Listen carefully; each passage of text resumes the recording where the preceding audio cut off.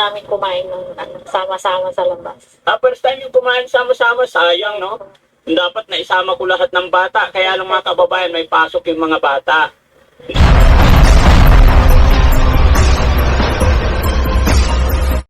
Isa sa, kumbaga, bakit mas nagiging interesting, no? Yung pagtulong na ginagawa ni dating Frankie doon sa kanyang mga beneficiary. Hindi lang siya nakapokus sa kung anong karamdaman meron. And even though hindi na sinasadya, pati yung private life, no? Yung talagang, kumbaga, dapat na pang pamilya lang, na i-open up kay Daddy Frankie. Kasi, nakikita ni Daddy Frankie yung mga ganun. And, kumbaga, nagiging part siya, no? Para yung interest ng mga manunood, mapokus, no? Doon sa sinusubaybayang istorya ng buhay. Hindi po iyan scripted, baka isipin ng iba, scripted, like yung nangyayari kay Nanay Yansing, no? At Kuya JJ, no? So, kasi may iba, iniisip ka, parang scripted na yun, no? So far, hindi ka pa naman nakikita ng ganun. I don't know, the others. And ito rin pong nangyayari sa pamilya ni Tatay Rodolph, no? Kung bakit ko po nasabi yun po yung aking bibigyan ng reaction sa content ko na to. And bago po ako magpatuloy, welcome sa aking channel. Kung bago pa lang po kayo sa aking channel, please don't forget to like, share, subscribe na rin po. And pakihit ng notification bell para maging aware kayo sa aking mga content. Any comment, suggestion, recommendation, leave it on the comment section. Issue lang po tayo, walang personalan. At lagi po kayong mag-fact check para hindi po kayo pagsabihang fake news. Okay? So, ito nga, no? Tulad ng nasabi ko kanina, yung content ni Daddy Frankie, hindi lang nakapokus sa isang beneficiary. Nag-uumpisa sa isang beneficiary na nadadamay yung mga pamilya, mga kapatid, nanay, tatay. In the case of Tatay Rudolph, yung buong pamilya niya na nakikita natin natutulog. And sa kanyang pagtulong, okay, hindi lang siya nakatuon sa sakit, no? Physical na sakit or mental na sakit. May pati yung emotions. Okay? Kasi dito po sa content ni Daddy Frankie na kung saan, no? Si Mami Rochelle ang nag-sponsor ng kanilang pang grocery. And I think yung pambili rin ng mga pangangailangan. Nalaman po natin na this is the first time na sila ay nagkaroon ng tsansa na magsama-sama, kumain, no? Gumala, lumabas. Okay?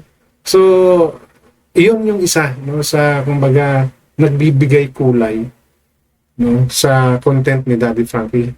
Pag kumbaga hindi ka maboboard, no? Hindi ka maboboard kasi there are some na paulit-ulit na alam natin, natutulungan niya, ito yung case, ito yung nangyari. No?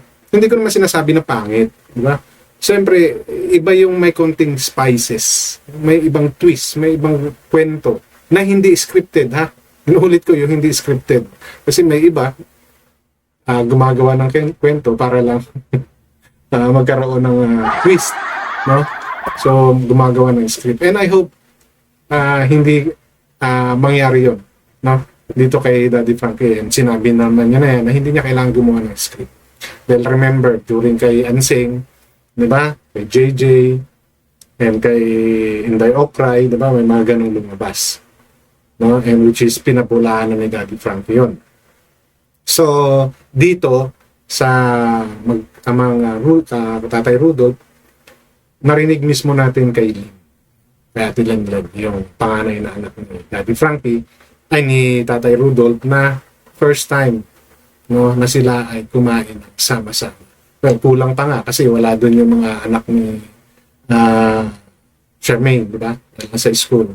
So, ang punto pa rin doon is nagkaroon ng chance.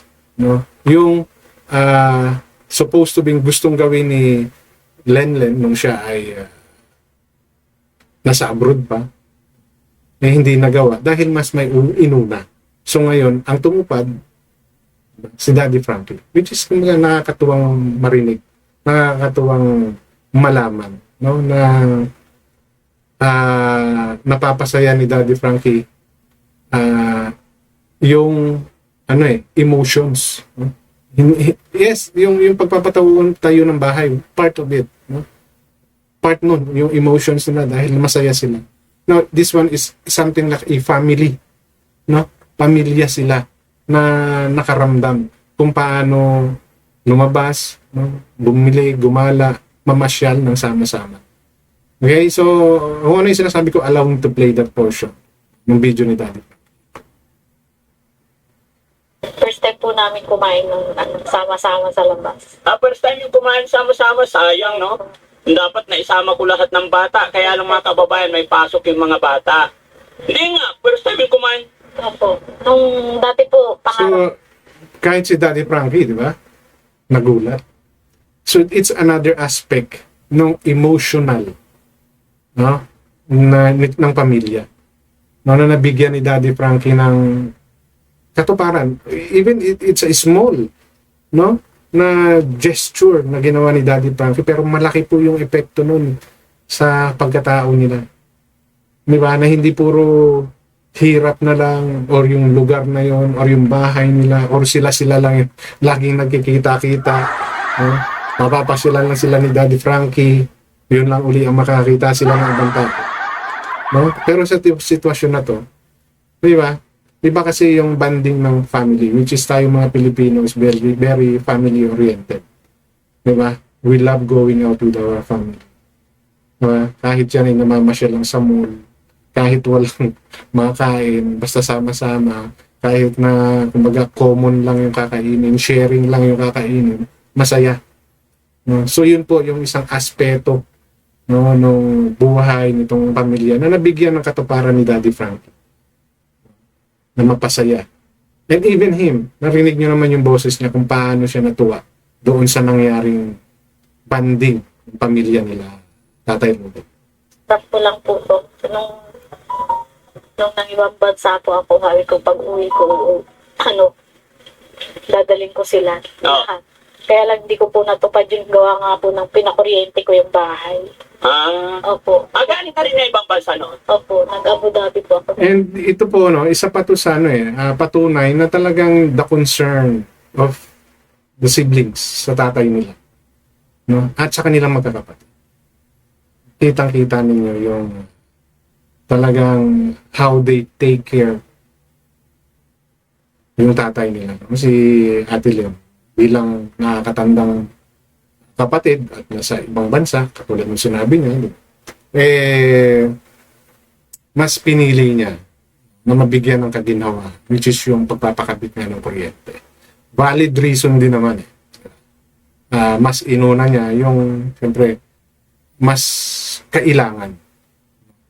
So, alam naman natin na hindi naman ganun kalakihan ang sahod. Mga katulad ni Ate Lynn, hindi niya natupad yung gusto niya para sa pamilya.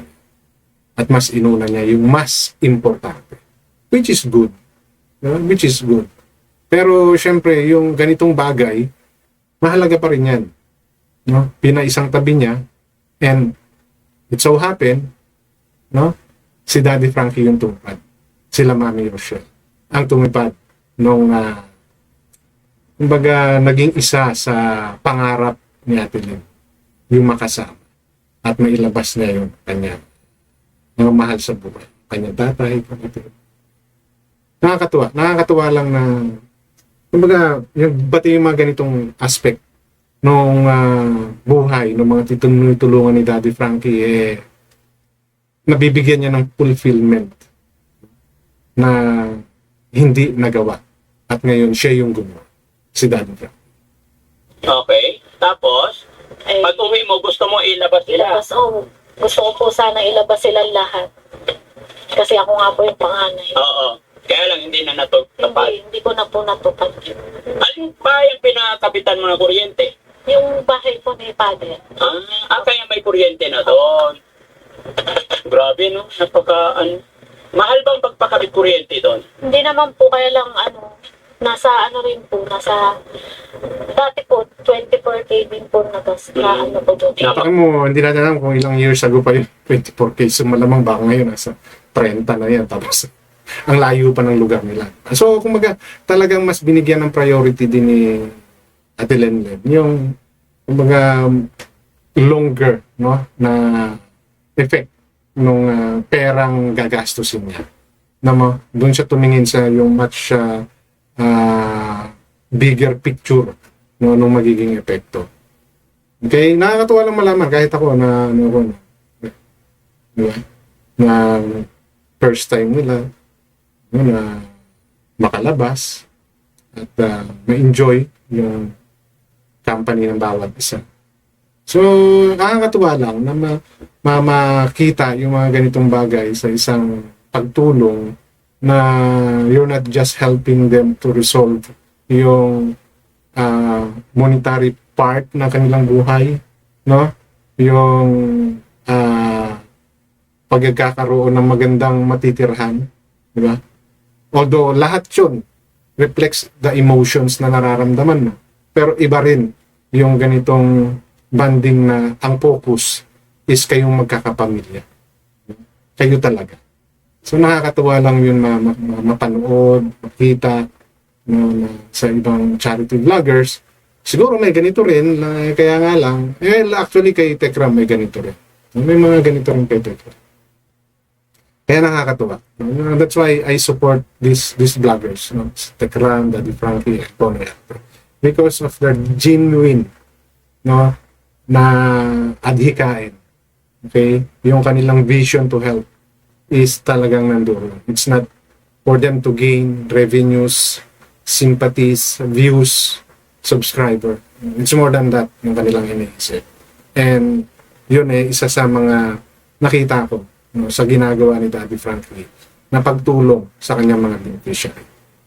So, yun lang po yung gusto kong i-share sa content ko na to, and always po, matuto kayong mag-fact check para hindi po kayong pagsabihan fake news. Hanggang dito lamang, maraming salamat.